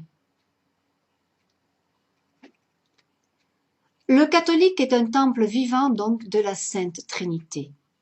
C'est pourquoi le jugement le plus sévère, c'est le jugement pour qui on a le plus donné. Et nous sommes des temples vivants de la Trinité, et cela fait que nous donnions à l'humanité, que nous aimons, que nous servons et que nous remplissons les personnes de cet amour qui est en nous, la Trinité, l'amour. Et c'est très grave si nous n'avons pas la charité, si nous ne faisons pas cela. C'est pourquoi l'humanité, de nos jours, elle est comme elle est. Dans un état, on le voit, catastrophique. Elle nous dit, je vais parler un peu des péchés et après j'en aurai fini. J'irai un peu vite, soyez rassurés. Premier commandement, tu aimeras Dieu par-dessus tout. Elle nous dit, personnellement, je négligeais ma prière quotidienne, je négligeais ma relation avec Dieu, et la fumée du diable et des démons s'est interposée entre Dieu et moi, et la distance était de plus en plus grande parce que je ne priais pas. Et à moi est entré un péché, le péché d'idolâtrie. Quand j'ai cessé de considérer Dieu comme la chose la plus importante de ma vie, et cette première place a été occupée par mes amis, par mes copines, avec tous leurs péchés. J'ai eu d'autres idolâtries, le pouvoir, l'argent, moi-même, mon arrogance, l'intellectualité. Le premier commandement, je l'ai enfreint également avec la sorcellerie, les voyantes, le nouvel âge qui m'a séparé de Dieu, le yoga. Vous savez, toutes ces techniques de Reiki qui sont diaboliques. Tous ceux qui font le yoga, le Reiki, sont possédés par Satan, puisque c'est Satan lui-même qui, à l'intérieur, dirige les personnes. Il faut faire pénitence, d'ailleurs, quand on a touché à ces choses, toujours les confesser à Dieu et surtout les arrêter pour que de plus en plus de démons ne vous possèdent pas. Parce que Dieu peut vous libérer, mais il faut l'obéissance. On n'est pas des bouddhistes, on est des catholiques, on est des chrétiens. Donc, elle nous dit que toute cette sorcellerie, ces voyantes, ce nouvel âge, yoga, reiki, enfin, toutes ces choses-là, l'ont séparé de Dieu. Le bodybuilding, le syncrétisme, c'est-à-dire la combinaison du divin et de l'occultisme. Et son amour pour Dieu s'est refroidi à cause de toutes ces choses-là, et on le comprend. Elle nous dit, j'ai commis de grands sacrilèges, je me moquais de l'Église, et c'est un grand péché. Les critiques, les moqueries envers l'Église, les calomnies contre l'Église, et tout cela apporte de la malédiction pour toute l'humanité et aussi pour l'âme qui dit ces calomnies. Tout ceci est extrêmement grave. Quand on répète les calomnies qu'on a entendues quelque part, ces malédictions retombent sur nous. Quand je parlais mal des prêtres, et puisque je parlais mal d'eux, on me dit du ciel, avec quelle autorité, toi, femme qui as avorté, jugeais-tu mes oins, mes prêtres? Ils sont de chair, mais la sainteté du prêtre, c'est l'ensemble de communauté qui doit en répondre au jour du jugement. C'est l'avortement qui a fait de cette génération la génération la plus perverse de tous les temps. L'avortement est le péché le plus grave. L'avortement est un sacrilège satanique. Celui qui offre ce sacrifice au démon, c'est le médecin, l'assassin, le criminel. Ses yeux sont des yeux de feu. Il est implacable lorsqu'il détruit les enfants qu'il avorte. Ce médecin en est en excommunication. Il est complètement en dehors du Christ, nous dit Gloria Polo. Il est là pour tuer des bébés dans la méchanceté. Et une maman qui a un don de Dieu, tout comme le médecin et cette mère, eh bien Dieu a fait d'elle quelqu'un qui va donner sa vie pour ses enfants. Eh bien, elle devient l'assassin, la plus monstrueuse de toute la création. C'est ce qui fait que cette génération prend la ressemblance de la bête, de Satan. Pas une ressemblance avec les animaux, car les animaux méritent du respect. Et nous n'avons pas à nous comparer aux animaux. Un animal ne fait pas d'avortement. Par contre, la femme, elle fait l'avortement. Et c'est vrai que souvent, on entend dire « Ouais, c'est mon corps, je fais ce que je veux ». Mais ton corps, c'est ton corps. Mais le corps du bébé, c'est pas ton corps.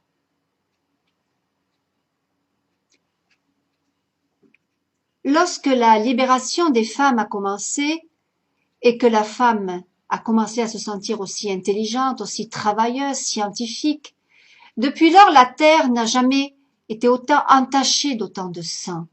La terre crie, la terre gémit chaque fois qu'une maman tue son bébé dans ses entrailles. Le bébé crie, même si la maman est sous anesthésie. Et toute la terre tremble, et toute la création gémit. Et celui qui est dans la joie, c'est le démon, et tous ses anges déchus. Dans chaque clinique d'avortement, c'est comme si c'était dans un stade de football lors du championnat mondial. Tous les démons dans une joie de voir ce sacrifice. Ils hurlent de joie chaque fois que le bébé crie. Et même si le bébé n'a été fécondé que depuis une seconde, il crie tellement fort que le ciel frémit et Dieu voit cette génération la plus perverse. à chaque bébé qui est avorté en enfer, avec le sang de cet innocent, il y a une trappe qui se lève dans l'enfer. Et les démons les plus terribles sortent de l'enfer, les lucifériens. Et ces lucifériens attaquent la tête, l'intelligence. Ils attaquent les intellectuels, les orgueilleux. Et ils font en sorte qu'il y ait deux sortes de personnes. Les esclaves de la télévision, des passions, des instincts les plus bas, les dépravations et autres. On leur vend un préservatif pour qu'ils soient là à se culbuter, comme si nous étions des êtres génitaux, rien d'autre. Parce que le démon a besoin de sacrifices humains et il sait que le préservatif, tôt ou tard, va rater et qu'au final, il va y avoir les avortements de ses enfants. Le démon Lucifer a utilisé les médias pour produire des patrons de conduite répétitifs. Qu'est-ce qu'une personne qui s'alimente des séries de télévision, des romans, des télévisions, tout ce que l'on passe à la télévision? Qu'est-ce qu'une personne comme cela va recevoir? Eh bien, pendant ce temps-là, qu'elle regarde ces choses-là, elle est dévorée par les démons. Elle va recevoir l'homosexualité. Ces esprits de la télévision ne restent pas dehors. Ils ne restent pas dans la télévision lorsqu'on regarde la télévision. Ces esprits nous rentrent par les yeux et nos enfants, qui ne savent pas encore faire la différence entre le bien et le mal, dans nos enfants, il y a des patrons de conduite qui s'établissent, des patrons aberrants, homme-homme, femme-femme, les relations, la destruction de la famille. La télévision cherche à faire que les personnes soient belles physiquement. Elle présente des patrons, des modèles. Mais finalement, qui habite ces modèles? Eh bien, les démons de l'enfer. Leur odeur doit être infecte. Et toutes les personnes qui veulent ressembler aux modèles que l'on voit, que l'on présente à la télévision, sinon, il n'y a qu'à regarder les jeunes partout dans le monde. Piercing, les cheveux levés, les têtes de mort, les jeans déchirés, la musique, les écouteurs renfermés dans leur monde à eux. Ils sont très bons aussi pour faire du chat sur Internet. Ils parlent beaucoup avec ceux qui sont à l'extérieur. Mais avec leurs parents, ils se taisent. Le suicide, la drogue, le satanisme. Et nous, on est encore devant eux à les regarder sans rien dire. Et Dieu m'a montré mes enfants, elle nous dit Gloria. Et Dieu lui a dit, tes filles sont des orphelins de père et de mère. Vous deux, vous êtes allés dans le monde pour obtenir de l'argent, vous avez acheté des choses élégantes pour vos enfants. Vous les avez mis dans des berceaux d'or, télévision, ordinateur, jeux vidéo, des vêtements de marque, mais ils n'ont ni père ni mère. Mon mari et moi, nous sortions de bon matin pour aller travailler, et après le travail, mon mari allait boire avec ses amis, et moi, j'allais voir des défilés de mode, j'allais dans des gymnases, j'allais prendre des pots avec mes amis, j'allais faire des spécialisations, des études, de la recherche, et je pensais que j'étais très réalisée. Je pensais que puisque je payais une dame à la maison qui s'occupait de mes enfants, moi, mon rôle de maman, il était bien accompli. Alors, quand le Seigneur m'a montré ce qu'il y avait dans le cœur de mes fils, je voyais dans leur cœur tout ce que Lucifer avait voulu mettre dans leur cœur à travers les médias, et Lucifer a eu un autre genre de personnes.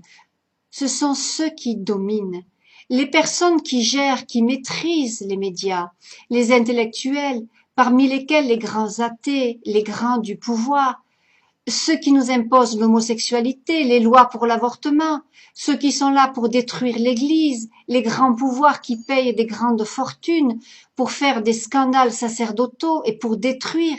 C'est épouvantable. Je ne vais pas continuer avec cela. D'où vient ce grand pouvoir de Lucifer? De l'avortement. C'est une grande armée, l'armée la plus effroyable qu'on n'ait jamais vue. C'est pourquoi beaucoup de théologiens qui étudient, et même s'ils étudient, la lumière de Lucifer les confond, et se mettent à dire qu'il n'y a pas d'enfer, qu'il n'y a pas de purgatoire, qu'il n'y a rien de tout cela, et ces avortements forment un palais. Et ce palais s'appelle le palais de la luxure, mais il n'est pas construit avec des briques. C'est un palais qui est construit par des murs qui sont les bébés avortés. Et là, c'est la bête qui habite. Et la mission de la bête, c'est d'attaquer les prêtres. Et les scandales lorsqu'on pointe du doigt le prêtre. Jésus montre son doigt tout droit, montrant que le sang de nos enfants a fait que les prêtres s'enfoncent dans cette mer de sang. Avec le sang innocent, cela fait que la bête prend beaucoup de pouvoir et la mission de ces prêtres est de détruire la sainteté sacerdotale. Si cette bête s'approchait de nous, la nation entière serait détruite parce qu'un prêtre, ce n'est pas les démons inférieurs qui nous attaquent et qui vont aller attaquer un prêtre. Ce sont des démons très puissants qui attaquent les prêtres. Mais aujourd'hui, avec les avortements, le pouvoir du démon est devenu beaucoup plus grand. Et c'est pourquoi on entend autant de scandales qui affectent ces malheureux prêtres. Lorsqu'on juge un prêtre et qu'on ne prie pas, on va répondre du péché sacerdotal. C'est toute la communauté qui va répondre du péché. Nous devons supplier Dieu pour la sainteté des prêtres. Qu'est-ce qui arrive avec les petits bébés qui ont été avortés? Grâce à Dieu, l'Esprit Saint dirige l'Église et quand toute cette abomination a commencé, beaucoup de prêtres inspirés par l'Esprit Saint ont fait des Eucharisties en présentant ces bébés dans un baptême d'intention dans la Sainte Eucharistie. Et donc ces bébés, grâce à la Sainte Eucharistie, ces enfants peuvent voir la gloire de Dieu, c'est-à-dire qu'ils quittent les lemmes et qu'ils entrent au paradis. Moi j'ai une prière aussi spéciale qui a été donnée pour que les laïcs baptisent les enfants avortés. Et cette prière a l'imprimatur, donc l'approbation de l'Église catholique. Je peux bien sûr vous donner cette prière si vous m'appelez. Donc je rappelle mon téléphone, Fabienne, au 04 67 62 14 64. Gloria Polo nous dit ensuite « Je vais parler de mon avortement pour que les choses soient plus claires. Lorsque j'avais 16 ans, j'étais vierge et mes copines me poursuivaient, me ridiculisaient de ma virginité. Et pour ne pas être rejetée du groupe de mes copines, j'ai fait un pacte de sang en jurant à mon groupe de copines. Eh bien, je leur disais que quand j'allais rencontrer un homme et que j'allais tomber amoureuse de lui, j'aurais des relations sexuelles avec lui et à ce moment-là, mes copines ne couchaient plus avec les garçons par amour, elles le faisaient tout simplement par promiscuité. Lorsqu'on voit beaucoup de films pornographiques, ces esprits adhérents qui sont dans les films entrent en nous et prennent les hormones et ces esprits font en sorte que les personnes aient une sexualité diabolique. Les cunnilingus, la sodomie, les fellations, la masturbation. C'est des péchés qu'il faut confesser pour pas finir en enfer. Et lorsque les jeunes filles, lorsque mes copines commencent à vivre dans cette promiscuité sexuelle, à la fin, elles en étaient tellement malades qu'elles allaient même participer à des orgies. Et c'est pourquoi une vierge dans ce groupe de filles, c'était une honte. Donc celle qui restait vierge, ça faisait la honte de ses sœurs, quoi, de ses copines. Alors ses copines lui disaient « Mais tu vas attraper le cancer » et c'est pourquoi je ne voulais pas tomber amoureuse parce que je ne voulais pas vivre ce genre de vie. Mais à l'âge de 16 ans, je suis tombée amoureuse d'un jeune garçon qui était comme un chanteur brésilien qui s'appelle Roberto Carlos. Il avait des cheveux bouclés et moi j'aimais ses cheveux bouclés. Et ce jeune garçon, il avait aussi des cheveux bouclés. Et je suis tombée amoureuse de lui. Quand mes amies ont appris que j'étais amoureuse, elles m'ont donné la lettre que j'avais signée. Et elles m'ont dit, le moment est venu, et moi, je disais, mais non, je ne veux pas ce genre de relation. Vous avez avorté, vous, au final, Et moi, je ne veux pas en venir là. Je suis pauvre, moi, je ne peux pas me payer ce genre de choses. Et mes copines qui me disaient, nous avons les méthodes parfaites. Il faut utiliser 2 préservatifs et tu prends en plus 5 pilules contraceptives et 2 pastilles spermicides et tu ne tomberas pas enceinte. Alors j'ai suivi toutes les instructions et au 1er mois, je n'avais plus mes règles. Et je disais à mes copines, mais qu'est-ce que je vais faire maintenant? Elles me disaient, ne t'inquiète pas, elles vont revenir tes règles, le mois prochain. Le 2e mois arrive, toujours sans mes règles, et elles me disent, quelle mauvaise chance tu as eue, ça n'a pas marché. Alors maintenant, il faut faire vite et il faut que tu te fasses avorter parce que quand le bébé est petit, le médecin se fait payer très peu cher. Vous vous imaginez mon angoisse, je ne dormais plus, je pleurais, je me sentais prisonnière, acculée. Mais qu'est-ce que je vais faire, mes parents?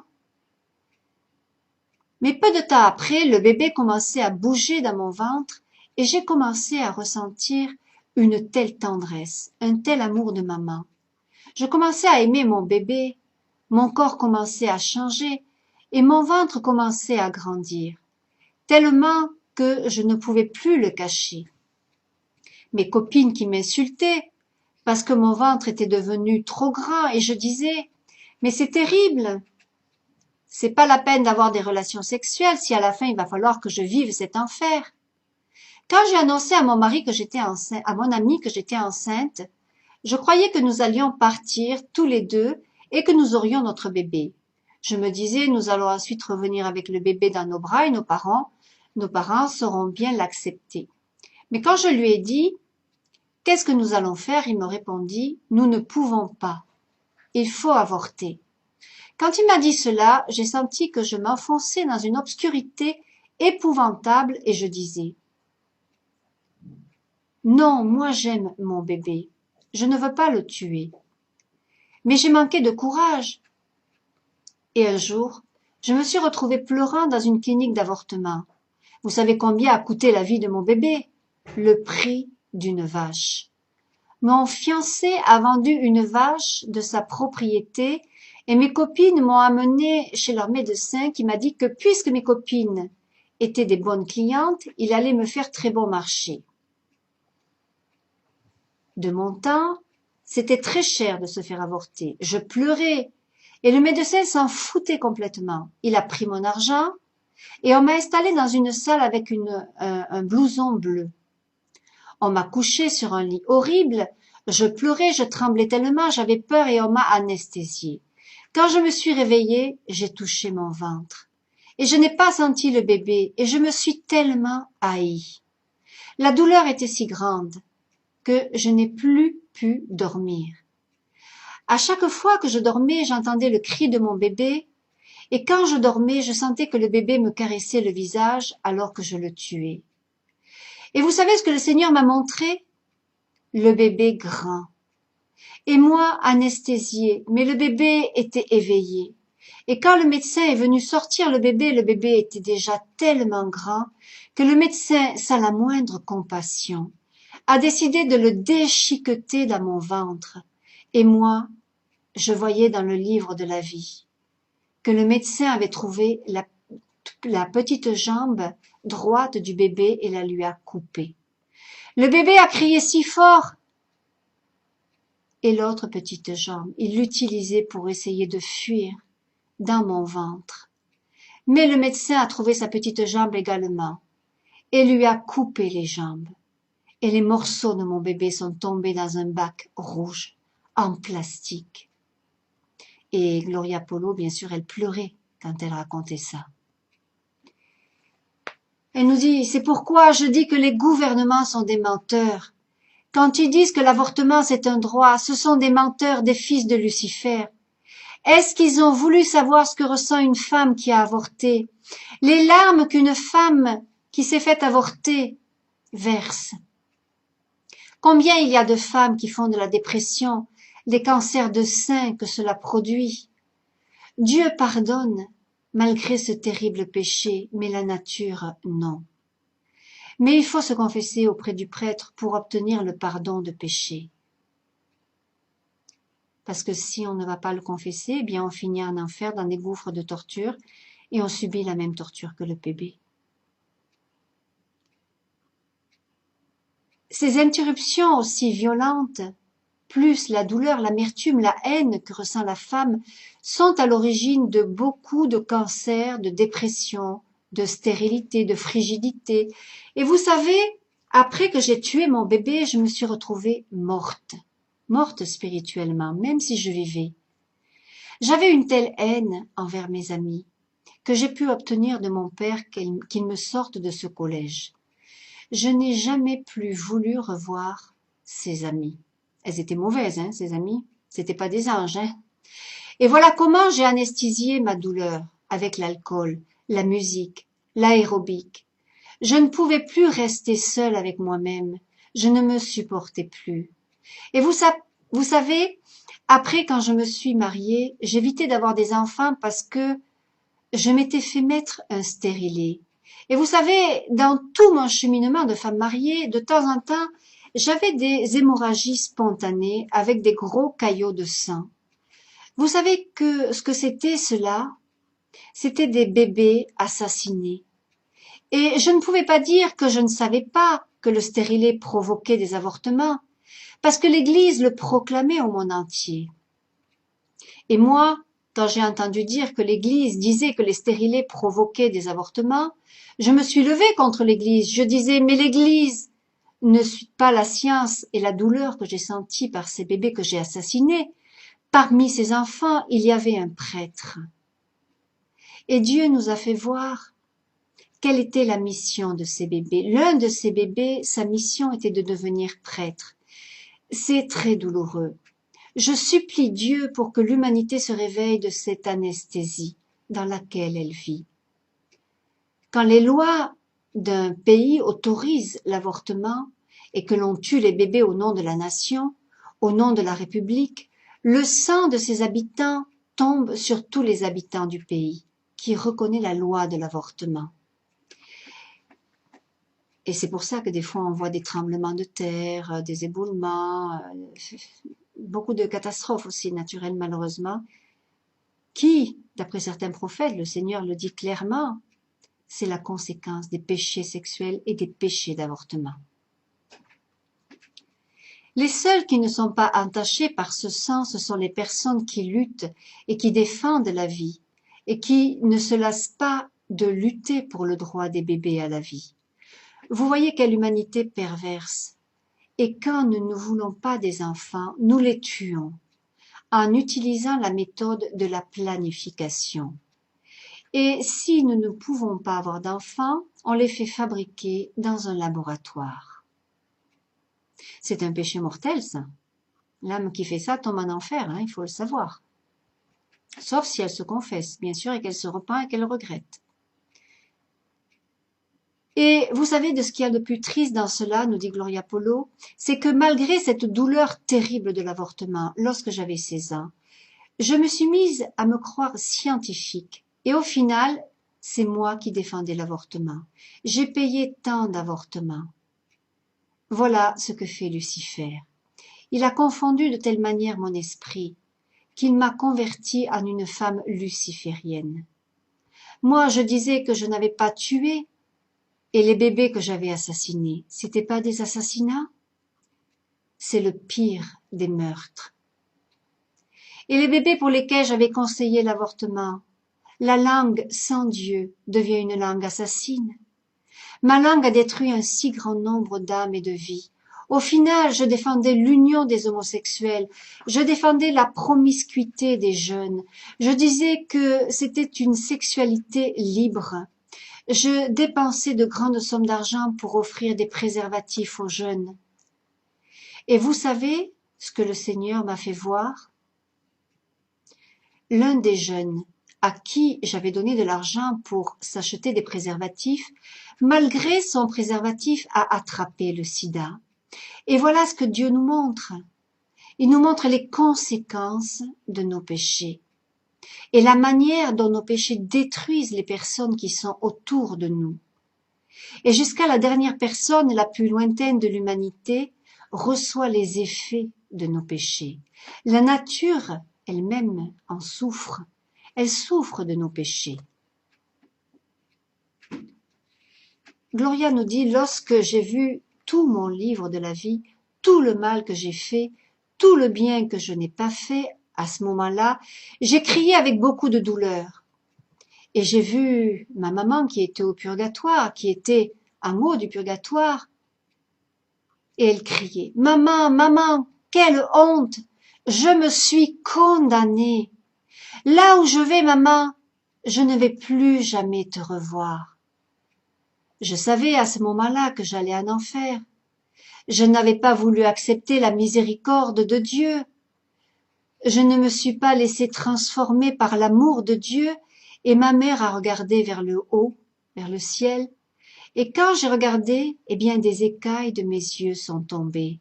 C'était mon aveuglement spirituel, la cécité spirituelle. Cette cécité que Dieu m'a montrée aussi au début de ma conversion. Pardonne-moi, Jésus-Christ, j'ai crié du fond du cœur. Jésus-Christ, aie pitié de moi, Seigneur, pardonne-moi. Donne-moi une seconde chance. Et ce fut le moment le plus merveilleux. Parce que Jésus est descendu dans sa lumière, il m'a sorti de ce trou et il m'a dit avec tant d'amour, tu vas revenir. Tu vas avoir une deuxième chance. Mais c'est grâce à la prière de toutes les personnes qui ne sont pas de ta famille. Et j'ai vu à ce moment-là le grand pouvoir de la prière d'intercession. Dans mon pays, la Colombie, beaucoup de personnes ont prié pour moi à la suite du foudroiement qui est paru dans les journaux, et l'Esprit Saint faisait monter ces prières comme des petites flammes. Ce qui plaît le plus à Dieu, c'est la prière que nous faisons pour les autres. La Vierge Marie avait recueilli toutes ces prières des personnes qui avaient prié dans mon pays, la Colombie, et dans sa main gauche, elle avait recueilli toutes les prières des saints.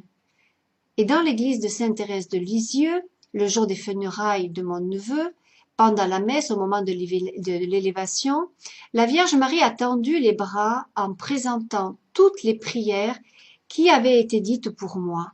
Et c'est la raison pour laquelle je suis ici, et en particulier grâce à la prière d'un paysan très humble.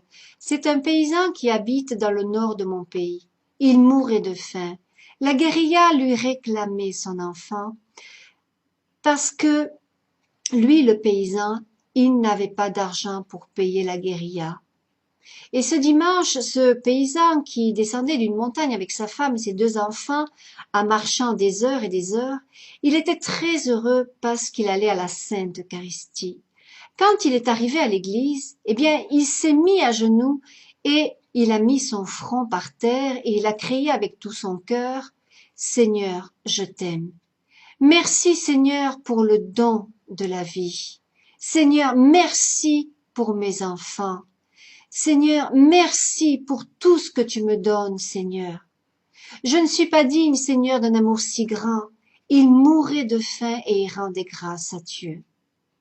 Et ce paysan a commencé à crier du fond du cœur, « Seigneur, fais que mes enfants t'aiment, que la Colombie devienne bonne, Seigneur, que le monde se convertisse, Seigneur, que le monde soit bon, que le monde t'aime, Seigneur. » Et quand on est passé pour la quête, le Seigneur m'a fait voir la poche de ce paysan à ce moment-là. Il avait dans sa poche un billet de 10 000 et un billet de 5 000, et le paysan a donné en offrande son billet de 10 000. Dès qu'il est sorti de l'Eucharistie, après avoir communié, il ressortait avec une lumière immense dans sa poitrine et avec une joie énorme, et il a acheté une sucrerie de mon pays qui s'appelle la Pamela, et la Pamela, on la lui a enveloppée dans une coupure de journal, et c'est là que se trouvait la photo de moi carbonisée. Quand le paysan a lu la nouvelle me concernant, en pleurant, il est tombé par terre, comme si j'étais sa fille. Et il a fait la prière grâce à laquelle aujourd'hui je suis ici. Il a crié du fond du cœur, « Père, Seigneur, aie pitié de ma petite sœur. Seigneur, sauve-la. Seigneur, si tu la sauves, je te promets que je vais aller au sanctuaire de Buga et je vais accomplir une promesse, mais sauve ma petite sœur. Il a offert au Seigneur de traverser tout le pays pour moi, alors qu'il n'avait même pas de quoi manger. Et le Seigneur me l'a montré et m'a dit, ça, c'est l'amour du prochain. Voilà ce qu'est l'amour. Et c'est à ce moment-là que le Seigneur m'a donné cette mission. Et il m'a dit à ce moment-là, tu ne vas pas répéter cela 1000 fois, mais 1000 fois, et malheur. Malheur à ceux qui, en t'entendant, ne changent pas. Parce qu'ils vont être jugés plus sévèrement comme toi-même. Tu vas être jugé lorsque tu reviendras ici une deuxième fois, et aussi pour mes oins, les prêtres, ou n'importe quel de mes prêtres, car il n'y a pas plus sourd que celui qui ne veut pas entendre, et pas pire aveugle que celui qui ne veut pas voir. Ceci, nous dit Gloria Polo, mes frères et sœurs, n'est pas une menace. Dieu n'a pas besoin de nous menacer. Vous savez ce que c'est Jésus amoureux. Jésus qui les bras ouverts est devant chacun de nous, qui veut nous guérir, qui veut nous pardonner, qui veut nous remplir de son amour. Ce Jésus-là est devant chacun de nous parce qu'il nous aime. Il nous aime à la folie. Nous sommes importants pour lui. Il veut nous sortir de la violence, de la haine, des vices. Il veut nous guérir. Jésus veut des saints. L'humanité a besoin de saints. Que le Seigneur vous bénisse. Je vous aime dans l'amour de Dieu. Gloria Polo. Alors on peut dire merci à Jésus. Merci pour ce témoignage poignant. Moi, je vais prier pour vous tous qui regardez cette vidéo, et si vous voulez me joindre pour avoir le livret, pour une explication, vous pouvez m'appeler au 04 67 62 14 64. Soyez bénis 1000 fois. Au revoir.